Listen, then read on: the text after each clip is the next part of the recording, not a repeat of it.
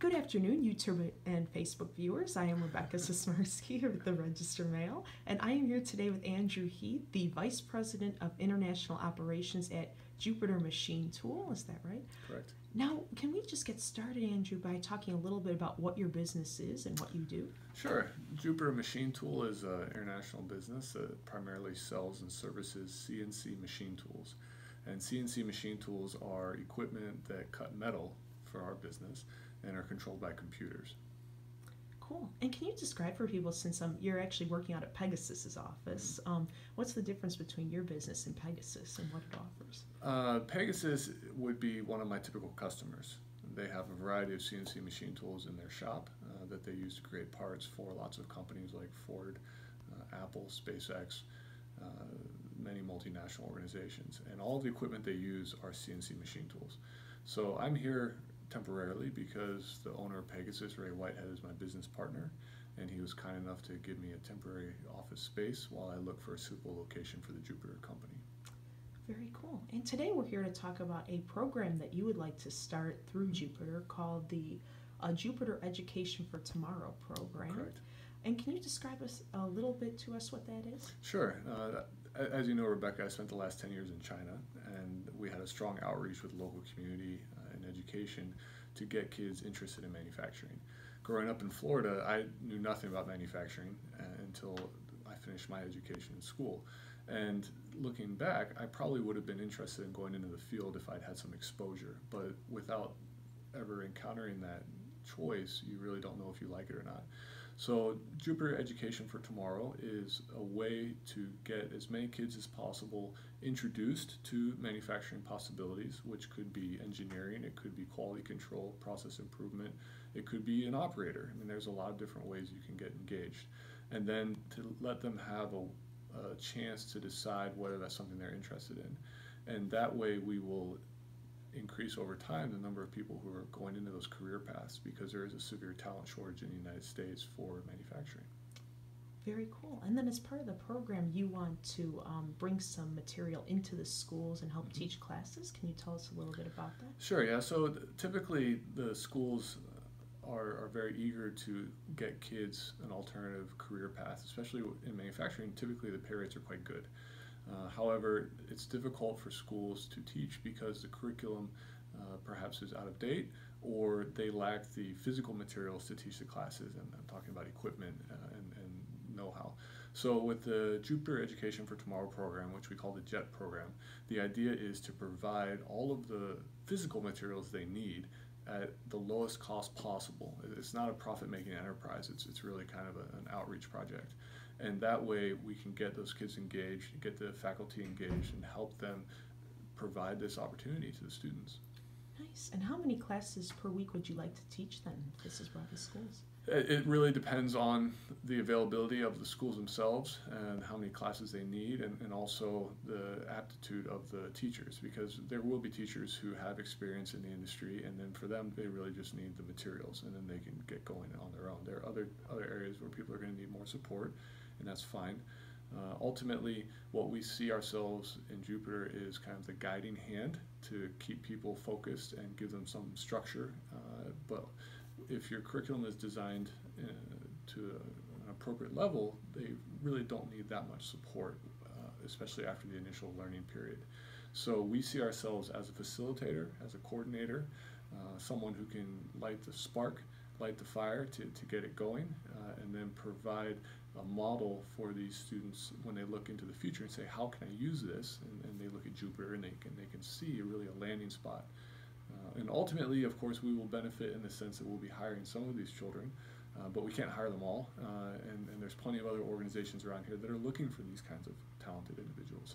So we will all benefit as a community. Sure. That was a question I was going to ask. How many jobs do you hope to create and then have for the Well, students? geez, it's, the funny thing is, coming back to the United States after being abroad for so long, you can really see that there is a generation of people who are nearing retirement, all these white-haired individuals, and their knowledge is rapidly disappearing. And it's even here in Pegasus, there's a very clear age gap. We've got a couple of new graduates who are great, who have benefited from the Pegasus training programs. And then we've got guys who are parents or grandparents already, and they're probably 10 years from retirement. And there's nothing in the middle. And that's really the problem in the United States. So the capacity for American industry to absorb the workers is there. It's a shortage of talent and people who know what they're doing. And nowadays in the United States, it's difficult for organizations to train from scratch. They expect that the graduate has a certain level of competence in the beginning, and that's what we're trying to provide. So I don't worry about these people being able to get jobs. The jobs are absolutely there. The problem is we just don't have enough students. Sure. In terms of Jupiter, though, are you kind of hoping, like, say by 2020 or 2025, you'll have like 10 people, 20 people? Well, it'll be way more than that. We're looking to staff up. At the end of this year, we'll have at least 30 people based out of Galesburg, and we'll probably be adding 10 a year after that, conservatively. And that's direct employees. Jupiter will have its own network of dealers. We'll have our own strategic partners. So really the impact of the company on the community is going to be immense. You mentioned too earlier about providing the materials for the classes, and we talked a little bit about 3D printers you'd like to bring. Can you tell the viewers about that? I'm a big fan of 3D printers. Plastic printers, I mean, there's lots of different kinds, but plastic is ideal for the classroom because it's very low cost and the materials themselves are environmentally friendly. They biodegrade. There's no emissions. You don't have to have proper ventilation. You don't have to wear gloves, anything like this. Safety glasses even you don't need. So from that respect, if you have, sometimes you get a bunch of teenagers in a room together and they get really excited and things, it's easy to accidentally hurt yourself or you don't want to have a risky environment. So in that sense, it's excellent. The cost is very low. You can equip a classroom with 10 printers for less than $5,000. And at that price point, you don't need to worry so much about, oh my gosh, someone's going to break one and what do we do, or we have to get service. It's all about accessibility. And growing up in our generation, Rebecca, you can remember that first time you saw a desktop computer, it was like a really big thing, and we didn't have them in the home. You went to school and they had a few, in the computer lab, that's all gone, right?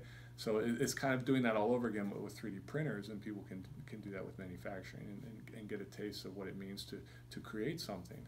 And that's ultimately, in the modern economy, the people who are going to have good jobs are the ones who are creating, be it art or science or engineering or fashion, it doesn't matter, but you want to be the one doing the design work. That's the long-term job that's never going to be automated.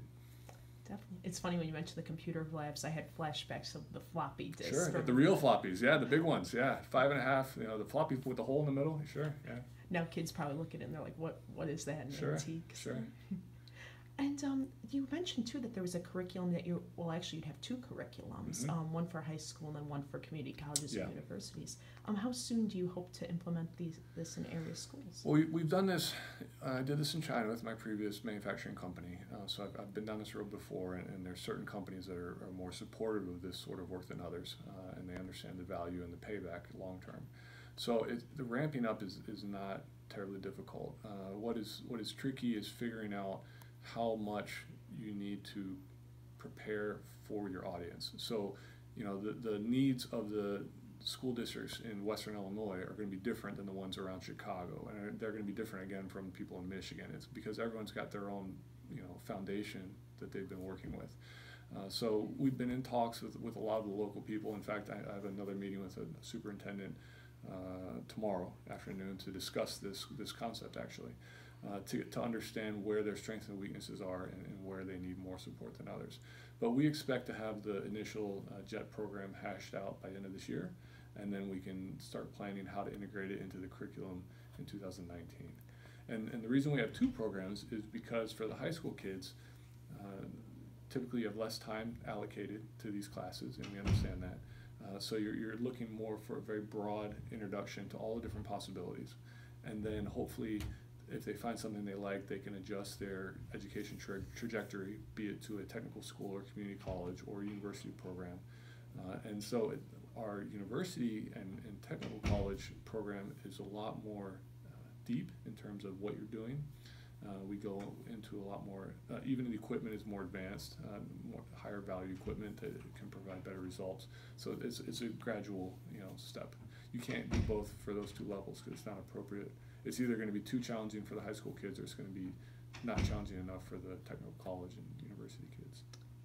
Well, sounds like you put a lot of thought into it. And are you presenting to District 205 tomorrow then, the superintendent? Or No, we've been in discussions with that gentleman already, and he's totally on board, and I'm really excited to work with him. This is another school district that has got wind of this JET program and is eager to be involved from the beginning. So ultimately, we're going to have to start staffing up some specialists to handle the project management on this, because I think it's something that's easily going to snowball.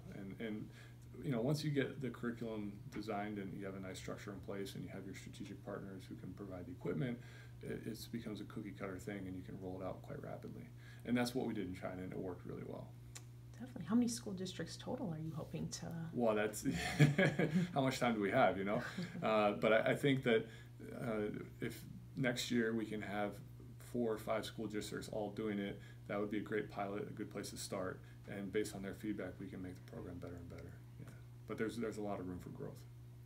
Sounds great. Well, thank you, Andrew, for taking the time to tell us about this today. My pleasure. And thank you, viewers, for joining us.